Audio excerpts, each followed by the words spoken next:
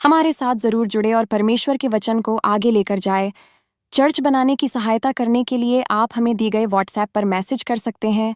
धन्यवाद। परमेश्वर आप सभी को आशीष दें। आइए एक वचन पढ़ेंगे हम।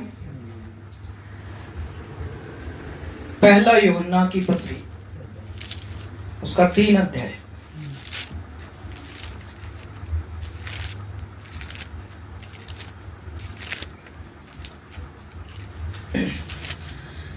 पहला यूहन्ना 3 अध्याय और उसका 20 वचन।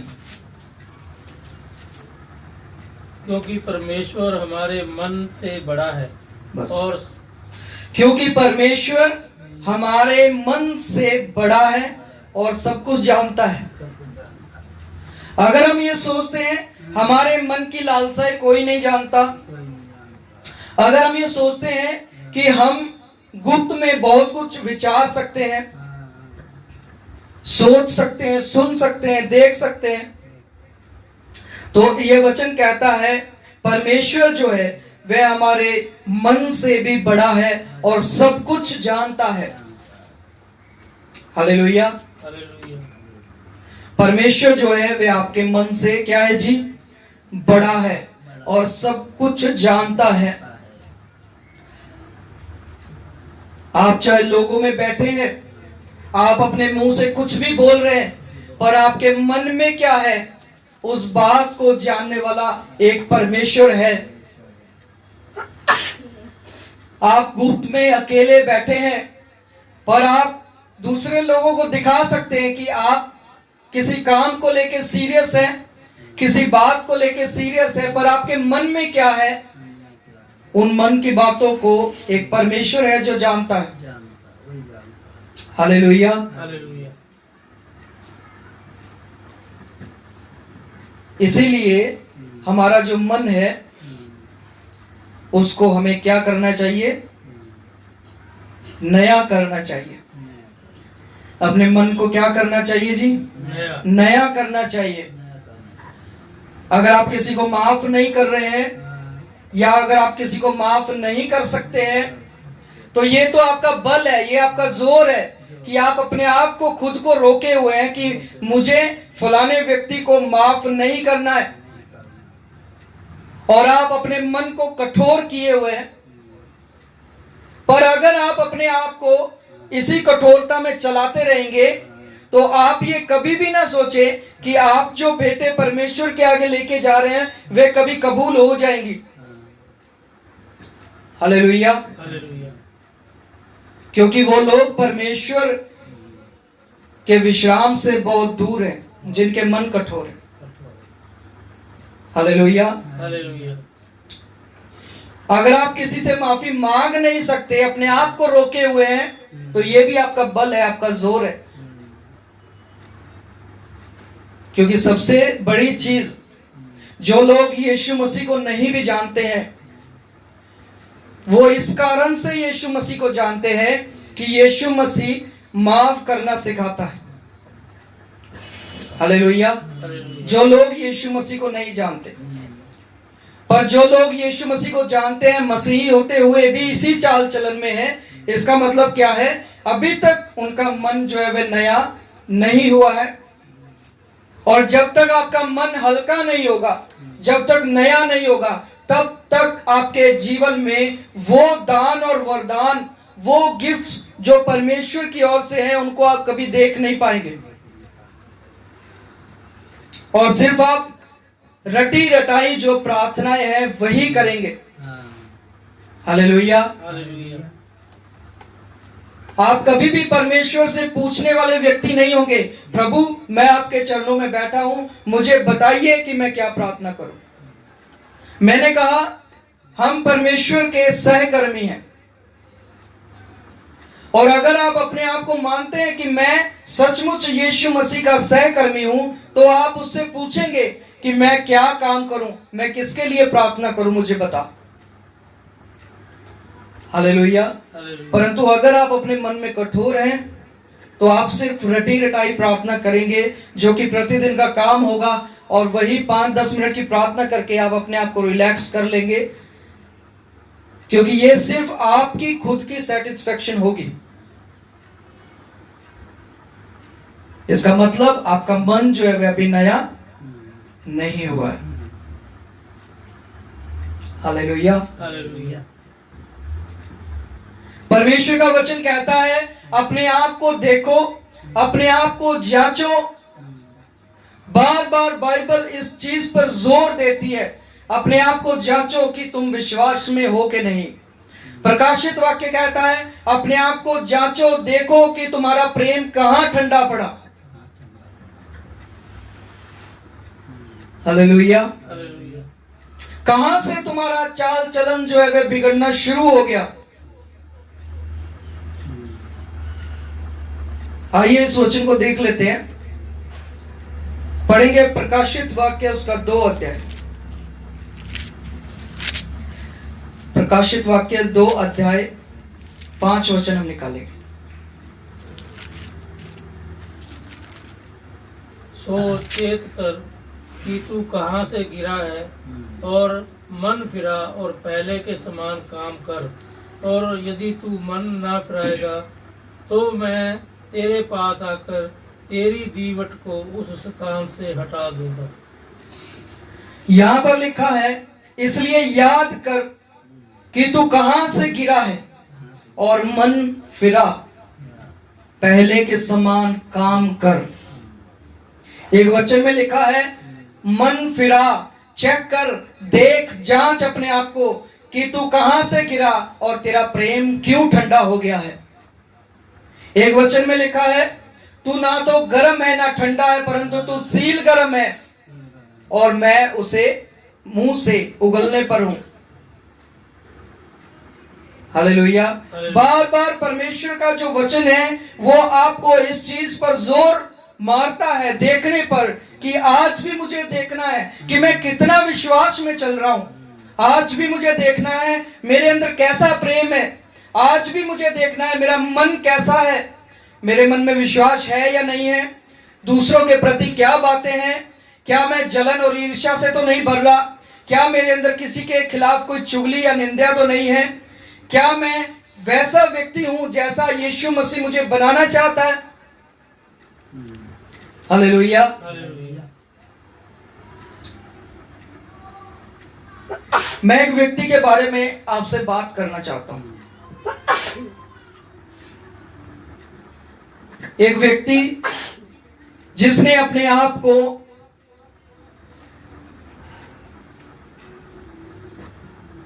परमेश्वर के आगे रखना चाहा। हालेलुया। हालेलुया। आपने जक्कई का नाम सुना होगा। जक्कई एक ऐसा व्यक्ति था जो, उसको मैं कह सकता हूं वो एक स्वार्थी व्यक्ति था, एक मतलबी व्यक्ति, चुंगी लेने वाला, जो किसी की दूसरे की तकलीफ को ना देखकर सिर्फ अपने मुनाफे के लिए काम करता होगा। हालेलुया। हालेलुया। चुंगी लेने वाला ये नहीं देखता है कि आपके जीवन में क्या दुख है, परंतु उसको चुंगी चाहिए और साथ ही साथ वो भी चाहिए जो वो धोखे से लोगों से वसूल लेता था या ले लेता था। एक दिन इस व्यक्ति को पता लगता है कि यीशु मसीह कहां से निकलने वाला है, तो वो उस भीड़ में जाता है यीशु मसीह को देखने के लिए। हालेलुया। हालेलुया। इस वचन को पढ़ेंगे आप, जब आप इस वचन को पढ़ेंगे तभी आपको समझ में आएगा। लिखा है 19 लूका 19 उसका 4।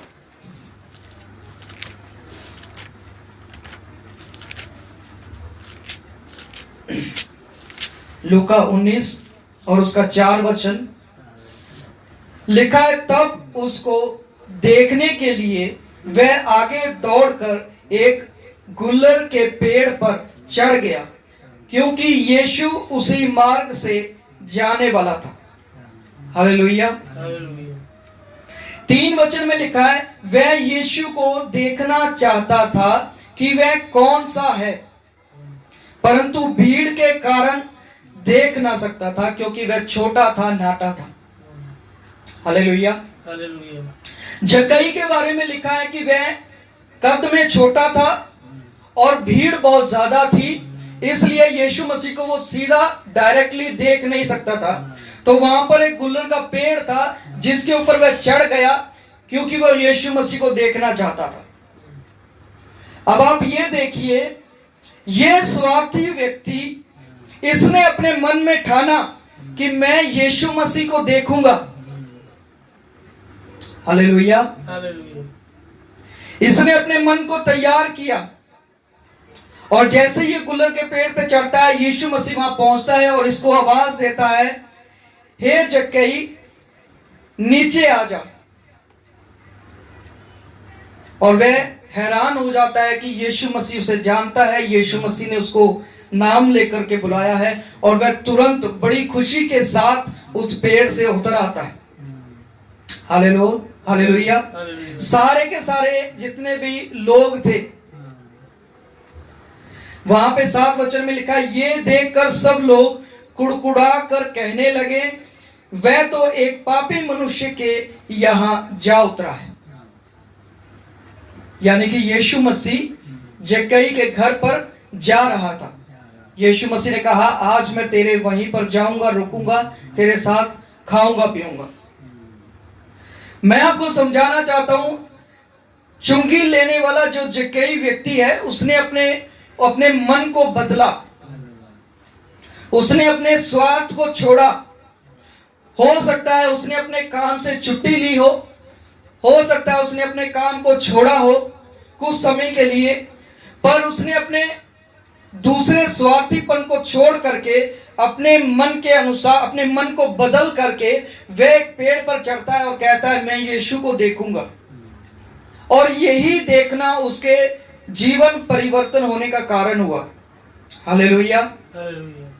यीशु मसीह जब उसके घर पर गया तो उसने उसके साथ खाया पिया, और जक्कई कहता है, मैंने जिसका भी माल धोखे से लिया है, मैं उसको कितना गुना फेर दूंगा। हालेलुया। आप पढ़ेंगे, यहां पर लिखा है, यदि किसी का कुछ भी अन्याय करके ले लिया है तो उसे 4 गुना फेर देता हूं। और यीशु ने कहा, आज इस घर में उद्धार आया है। हालेलुया। उस घर में उद्धार कैसे आया जी? उसके जीवन में मुक्ति कैसे आई? बोलिए, जब उसका मन बदला। जब उसका मन बदला।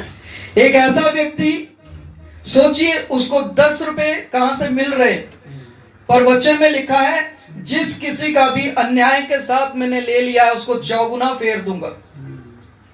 हो सकता है 10 से वो 20 बनाता हो, 10 से 40 बनाता हो, 50 बनाता हो। तो कोई भी ऐसा व्यक्ति अपने उस धन कमाने के समय को छोड़कर यीशु को देखने के लिए क्यों जाएगा? वो नहीं जाएगा। पर उसने अपने मन को बदला, और लिखा, यही मन बदलना उसके लिए उद्धार का कारण हो गया। हालेलुया।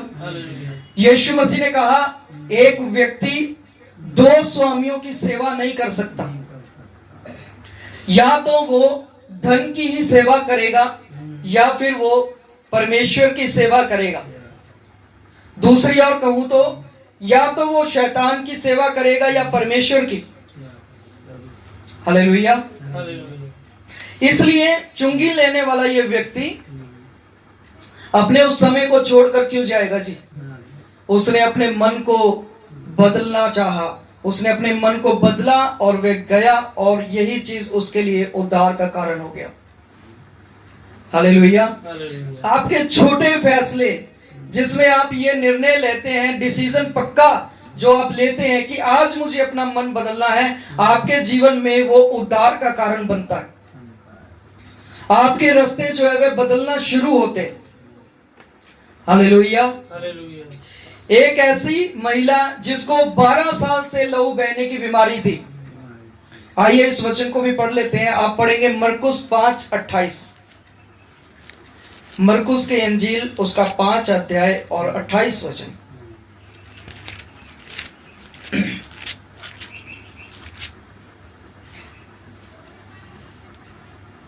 लिखा है, क्योंकि वह कहती थी, यदि मैं उसके वस्त्र ही को छू लूंगी तो चंगी हो जाऊंगी।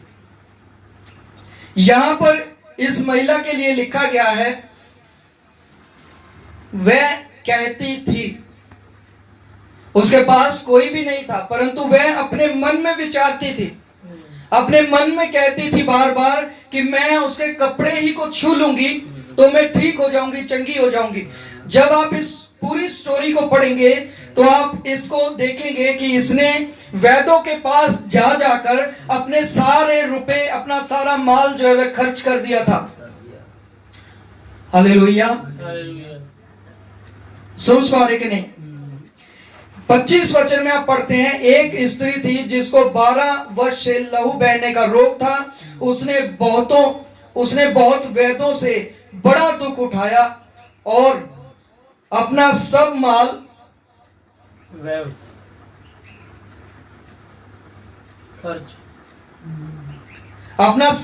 जो था वह वैद्यों के पास उसने खर्च कर दिया, परंतु उसे कुछ भी लाभ नहीं हुआ, परंतु और भी ज्यादा रोगी हो गए।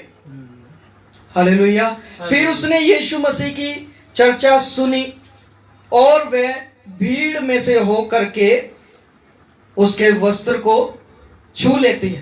पर वस्त्र को छू लेने से भी पहले वचन कहता है कि वह अपने मन में विचारती थी, कहती थी कि मैं उसके कपड़े ही को छू लूंगी तो ठीक हो जाऊंगी।